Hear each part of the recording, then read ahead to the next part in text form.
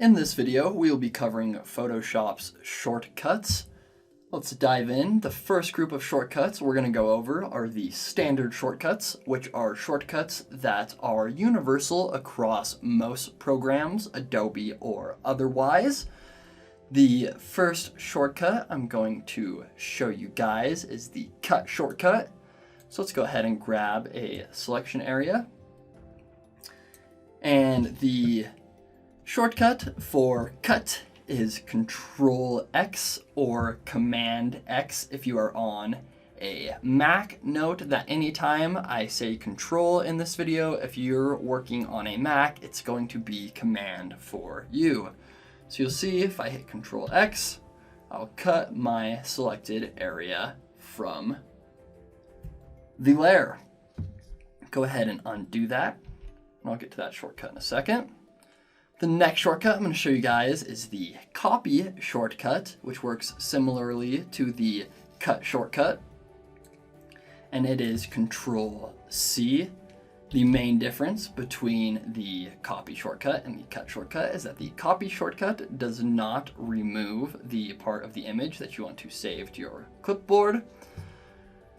And now I will show you guys the paste shortcut. So if I go ahead and hit Control V, it will paste what I just copied, and you can see I have a new layer right here. And you'll notice that if I move this layer, it is a copy of that selection area. I'm gonna go ahead and leave this here so I can show you guys, as promised, the undo shortcut. The undo shortcut is Control Z, and you'll notice when I press it, we will start to move back in time. Press it again, this layer disappears. Press it again, so does our selection area. Next, I will show you the redo shortcut, which is Control Shift Z, and that redoes anything that you've just undone. I'll go ahead and delete this layer. The last standard shortcut I'm going to show you is the save shortcut, which is Control S.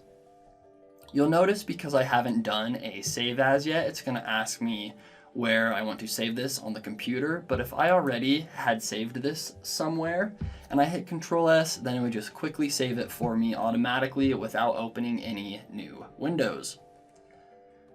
All right, next we have our tools and layers shortcuts. The first one I'm going to show you is the option modifier, Alt/Option, it's the same key. So if I just drew with this lasso normally, every time I clicked and dragged, I would create a new selection area. But if I hold Option, it modifies the tool, and you'll notice the little minus mark that shows up next to the tool. And now I'm subtracting, as you can see up here, from the selected area as long as I'm holding down Alt.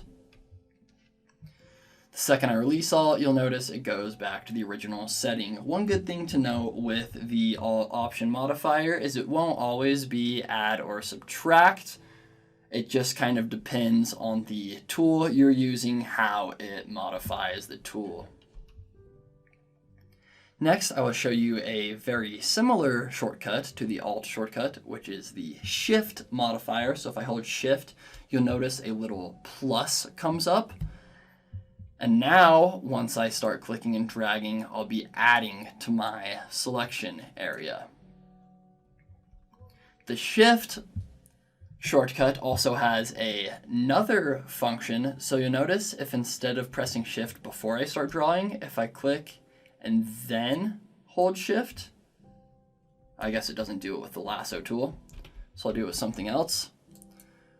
So if I do it with this rectangular marquee tool, you'll notice if I press Shift before I start drawing, it changes it to the Add to Shape selection. But if I start drawing and then I hold Shift, it constrains my selection to a perfect square. So the Shift modifier works like the Alt modifier, but it also creates perfect geometry. So a couple of other ways this works.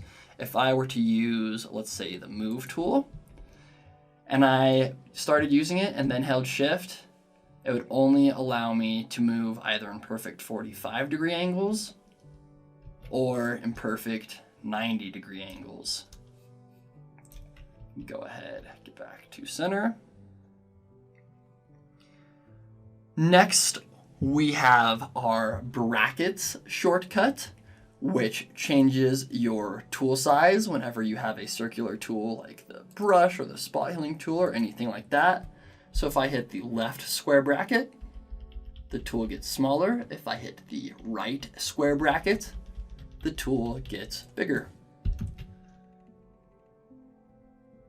Next, we have our inversion shortcut, which is pretty neat. So if I have a selection area like this square, but let's say what I'm really trying to select is everything that's not in this square, I can hit Control-Shift-I, and that will invert my selection. So now just to show you, if I hit delete, it'll delete everything that's not in this square. Control-Shift-I, if I did Control-Shift-I again, I'd be back to my first selection. Next, we have our deselect shortcut, which is super useful, and all that does is deselect a selection area, and its shortcut is Control-D. So you notice if I hit Control-D, the bounding box goes away. Next, we have our new layer shortcut, which is Control-Shift-N, and you'll notice this window pops up to give us an option to create a new layer. I will just go ahead and delete that. After that, we have our free transform shortcut, which is Control-T. And what that does is it allows you to resize your layer or free transform it without cropping your whole canvas as the crop tool would do. And finally, we have our merge all layers into a new layer shortcut. It is Control-Shift-Option-E. It's one of my favorite shortcuts, and I'm gonna have to make some new layers to show you guys how this works. So I'm gonna go ahead, draw some triangles. You'll notice now I have 3 layers. And if I use this merge all layers into a new layer shortcut, so Control-Shift-Alt-E, we get a new layer up here that contains everything in our old visible layers. The reason I like using this shortcut is it allows you to combine everything into a new layer without deleting all of your old layers, just in case you end up not liking something and want to go back and change the layers individually later. So you could hypothetically select all of these layers and merge them together, and you'll get the same result, but you won't be able to work on the layers individually anymore, which is why I prefer to use this Control-Shift-Option-E merge shortcut. The last shortcut I'm going to show you guys, let's get rid of these, is the copy and paste shortcut. So instead of doing Control-C to copy and Control-V to paste, you also have the option when your move tool is selected to just hold Alt or Option, and you'll see your icon changes, and then you can click and drag, and that will copy and paste whatever layer you're clicking and dragging on into a new layer. And you can see all these copy layers here. Go ahead and delete all of these. The final group of shortcuts we're going to go over are the navigation shortcuts. These are very simple. They just allow you to move around your canvas with ease. So the first two I'm going to show you are zoom in and out, and that's Control+ to zoom in, Control- to zoom out. The other one I want to show you guys is the hand tool shortcut, and if you hold spacebar and then click and drag, you can pan around your image. And the cool thing to note with both of these tools is it doesn't matter which tool you have selected. Control+ and minus are always going to be zoom in and out, and spacebar, click and drag is always going to be pan. And that does it for our Photoshop shortcuts.